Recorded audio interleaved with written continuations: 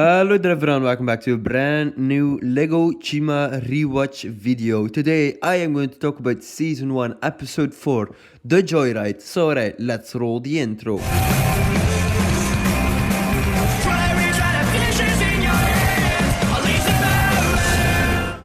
So obviously the Joyride episode released on the 17th of July 2013.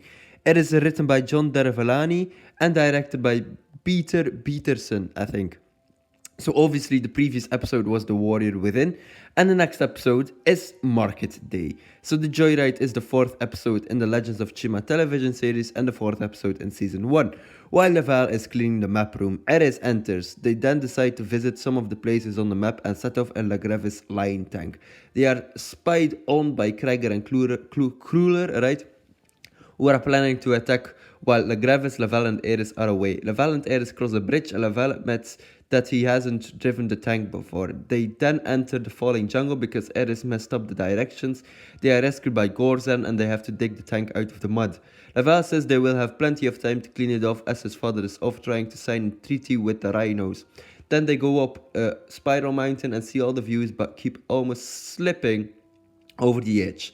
Meanwhile, Lagrevis visits the Rhino tribe and tries to obviously find someone to talk to, but obviously someone and tries to break up a fight. The Rhinos laugh when he says about sorting out their differences as the Rhinos fight for the fun of it, not because they are angry at each other.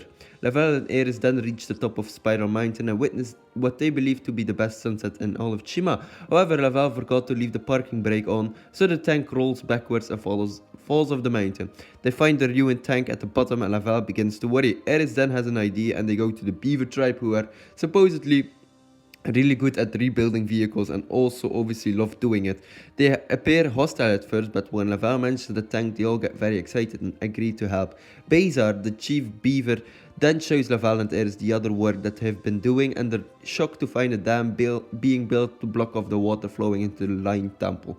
The beavers say that the crocodile Cragger asked them to do it. At the Lion Temple, the elders find that the pool is empty and send out a distress roar with obviously Witch Lagrevis, who is having no luck with the rhino's hairs and returns to find out what is happening, but is attacked by wolves on his way back. Obviously, Laval and Ares then tell the rest of the beavers about the tank, and they immediately abandon work on the dam to help fix the tank. Cragger and Kruller then attack while Ares and Laval attempt to obviously destroy the dam. During the fight, Cragger plugs an orb and sends off a wave of energy which topples the dam. Laval then wakes up in his room and finds that everything worked out alright, and that the beavers even drove the tank back for him. But they made a few alterations and modifications. When Longtooth and Leonidas and Lagrevis return, the latter is angry to find his tank now has wings. So there we go. So obviously this is a very fun episode in my opinion.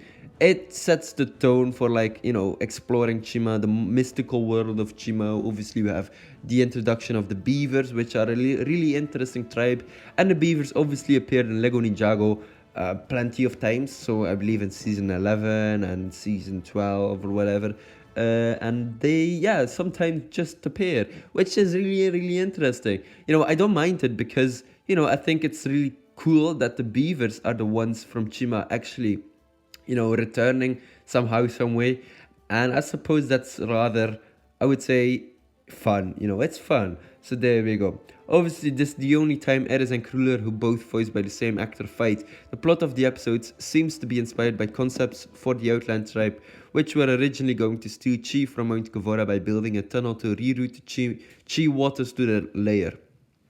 So there we go. The thing is, with Ares and Kruller, they're both voiced by Bethany Brown, which is really cool, right? And I suppose that's just, you know, cool. So there we go.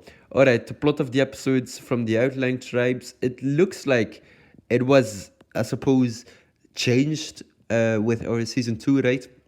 So the Outland tribes, the bats actually stole the Chi, the black cloud, right? So without those tunnels. This marks the first appearance of the Hunter W3 Red Wolf speeders in the TV series, okay? When Lagrevis' tank rolls backwards and falls off the mountain, its undercarriages are seen turning the wrong way. That is the only mistake or goof or error in this episode, but whatever. You know, I think it's a rather fun episode, right? The Joyride. And I think market days for the next episode will also be fun, which, you know, will be about, you know, markets and stuff like that. So there we go. All right, we've been doing these episodes for, I think, more than 4 weeks now. Obviously, we have been, I've been doing these episodes for a bit now.